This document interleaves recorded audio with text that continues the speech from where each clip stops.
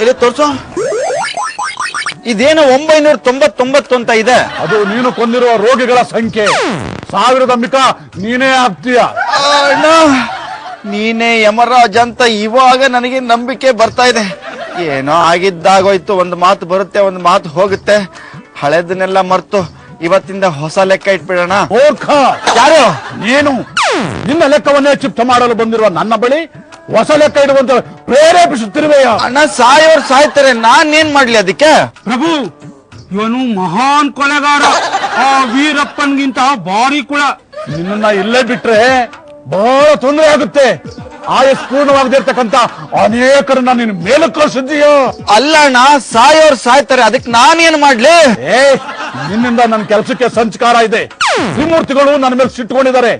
ನಾನೀಗ ಕೆಲಸ ಕಳೆದುಕೊಳ್ಳುವ ಹಂತದಲ್ಲಿದ್ದೇನೆ. ಇಲ್ಲೇ ಬಂದಿದ್ದು ಬಿಡು, ಪೊಲೀಸ್ ಕೆಲಸ ಕೊಡ್ಸ್ಬಿಡ್ತೀನಿ. ಮೂರ್ಖ, ಯಾರು? ನೀನೇ. ನಾನು ಯಮರಾಜ ಎಂಬುದನ್ನು ಮರೆತೇ ಬಿಟ್ಟೆಯ? ಅಂಕಲ್ ಯಾರ ಜೊತೆ ಮಾತಾಡ್ತಾ ಇದಾರ?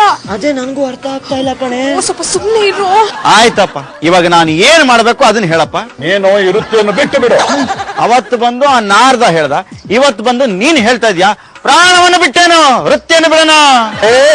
ನೀನು ಒಪ್ಪಿಕೊಳ್ಳದಿದ್ದಲ್ಲಿ ಬಲವಂತವಾಗಿ ನಿನ್ನನ್ನು ಸೆಳೆದೊಯ್ಯುತ್ತೇನೆ. ಯತಮ್ಮ, ಆಯಸ್ ಮುಗಿದ ಅದ್ ಹೆಂಗ್ ಹೇಳ್ಕೊಂಡು ಹೋಗ್ಬಿಡ್ತೇನೆ, ನಾನು ನೋಡೇ ಬಿಡುವೆ. ನೀನು ನನ್ನೊಡನೆ ಬರಲ್ವಾ? ಬರೋಲ್ಲ ಅಂತಂದ್ರೆ ಬರೋಲ್ಲ ಅಂತಾನೆ ಅರ್ಥ ನಮ್ಮ. ಅಲ್ಲ, ಒಂಚೂರಾದ್ರೂ ಯೋಚನೆ ಮಾಡಿದ್ಯಾ? ನಾನೇನಾದ್ರೂ ನಿನ್ನ ಜೊತೆ ಬಂದ್ರೆ ಮುತ್ತೈದೆ ನಗರದಲ್ಲಿರೋ ಸುಂದರವಾದ ಹುಡುಗಿಯರ ಗತಿ ಏನು? ಮಾಜಿ ಮೇಯರ್ ಇವರಿಬ್ಬರನ್ನು ಬಿಟ್ಬಿಡಮ್ಮ, ನನ್ನ ದಮ್ಮು ಗತಿ ಏನು ಅಂತ ಯೋಚನೆ ಮಾಡಿದ್ಯಾ? ಸಾಕು, ನಿಲ್ಲಿಸು ನಿನ್ನ ಅಸಂಬದ್ಧ ಪ್ರಲಾಪ. ನಿನಗೆ ನಾನು 3 ದಿನಗಳ ಕಾಲ ಅವಕಾಶವನ್ನು ಕೊಟ್ಟಿರುವೆನು. ಅಷ್ಟರೊಳಗೆ ನೀನು ನಿನ್ನ ವೃತ್ತಿಯನ್ನು ಬಿಡಬೇಕು, ಇಲ್ಲ ನನ್ನೊಡನೆ ಬರಬೇಕು. ಆಂಜನೇಯ, ನಮ್ಮ ಮೇಡಮ್ ಅಂದ್ರೆ